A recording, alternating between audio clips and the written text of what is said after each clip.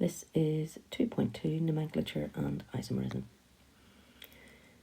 The first point here is to be able to define and demonstrate understanding of the terms structural and geometric isomers, homologous series, and functional group.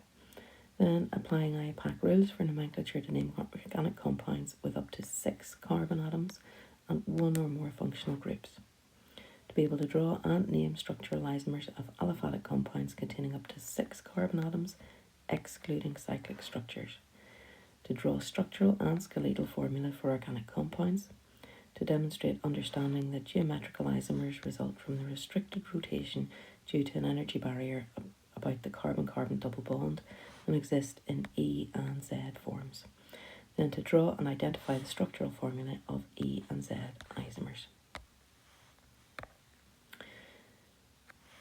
So organic chemistry is the study of carbon-based compounds. Atoms of carbon can form strong covalent bonds with other atoms of carbon, giving rise to chains and rings of carbon atoms known as the carbon skeleton. Carbon can form single, double and triple covalent bonds with itself. Hydrogen is also usually bonded to carbon atoms in this skeleton, and the resulting compound is known as a hydrocarbon, meaning it contains carbon and hydrogen only.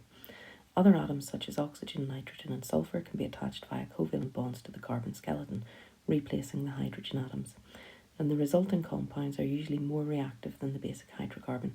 Such groups are known as functional groups, and these groups determine the chemical reactions of the molecule. So in other words, the chemistry of an organic compound is determined by its functional group, and a functional group is the reactive group within the compound. Organic molecules containing the same functional group are members of the same homologous series.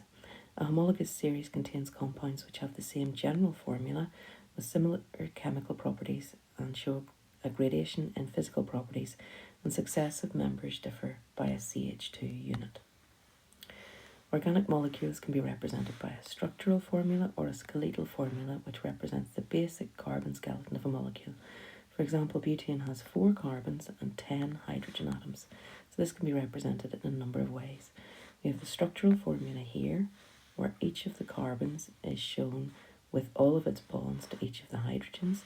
We have the skeletal formula, which is just shown as lines representing the bonds between the carbons. So if we imagine that there's one carbon here, here, here, and here, and finally we can write it just as CH3, CH2, CH2, CH3. So naming organic molecules is done according to the rules devised by the International Union of Pure and Applied Chemistry, or IUPAC.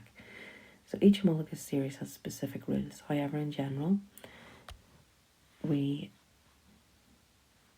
identify the longest continuous carbon chain and then number it. The first part of the main name indicates the number of carbon atoms in the longest chain, and our prefixes then are meth for 1, eth for 2, prop for 3, bute for 4, pent for 5, and hex for 6. Specific functional groups then, which are attached to the longest carbon chain, are identified and given the main name of the compound. Then atoms other than hydrogen or groups attached to the carbon backbone are numbered based on the carbon atoms they're attached to. And the carbon backbone is numbered in such a way that the substituent groups are given the lowest number possible. Substituent groups then are included at the start of the name. Hyphens are used to link a number and a letter, and commas are used in a name between numbers. So if we look at some examples here, the first one is methyl propane. So when we look at the longest chain here, we've got 1, 2, 3 carbons, and if we number those 1, 2 and 3, it doesn't matter which end we start at, because this group is always going to be on the second carbon. So it's 2 for the carbon that the methyl is attached to, methyl for the methyl group here, and then propane because 3 is the longest chain. If we look at the second example, we have 1, 2, 3, 4, 5 carbons, so it's a pent.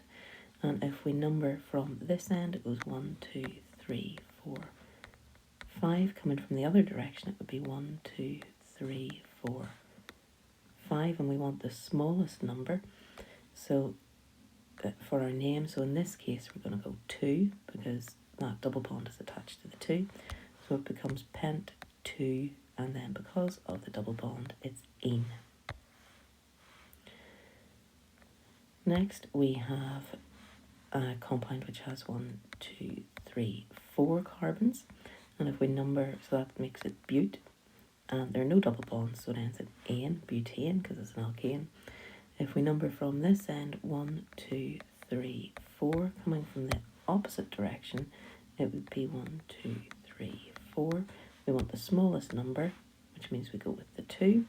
So that becomes 2, and then bromobutane.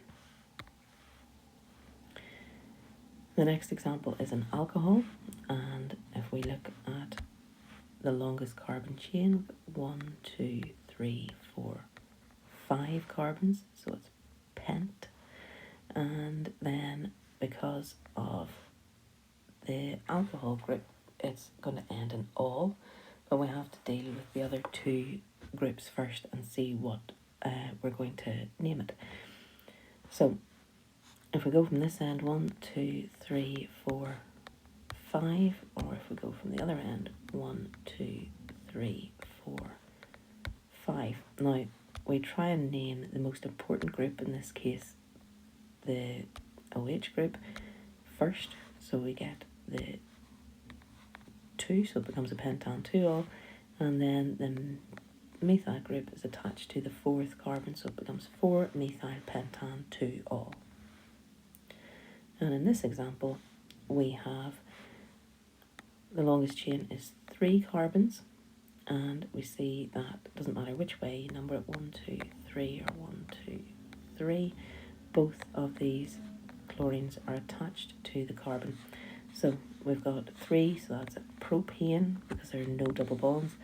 And then because we have 2 chlorines, we have to give both of those a number. They're 2,2 dichloropropane, then di being for 2.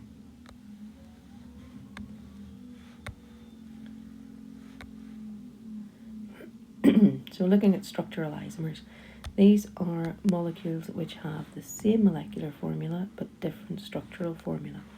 So for example, the hydrocarbon C4H10 can be either butane or 2-methyl propane. And in addition to structural isomerism, alkenes can also exhibit geometric isomerism. And this is due to the fact that there's restricted rotation around the carbon-carbon double bond and can lead to different 3-dimensional arrangements. Geometric isomers are molecules with the same structural formula but different arrangement of atoms due to the presence of one or more carbon double bonds. So geometric isomerism only arises if there are 2 different atoms or groups on each of the carbons in the double bond. So for example, the alkene butene can exist as 2 geometric isomers. We see here both the methyl groups are on one side, that is Z-butene, and in this case both the methyl groups are on opposite sides, and that is E-butene.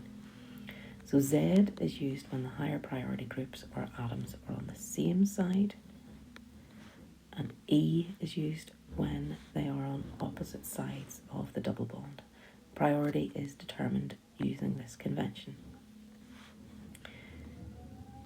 So we have the ethyl group C2H5 is greater than the methyl, is greater than hydrogen.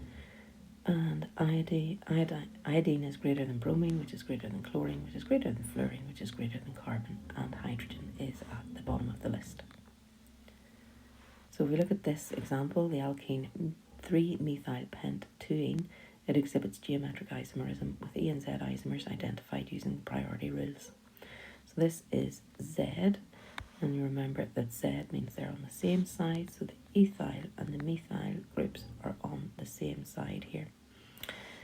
And in this case, they are E because we have an ethyl and a methyl group group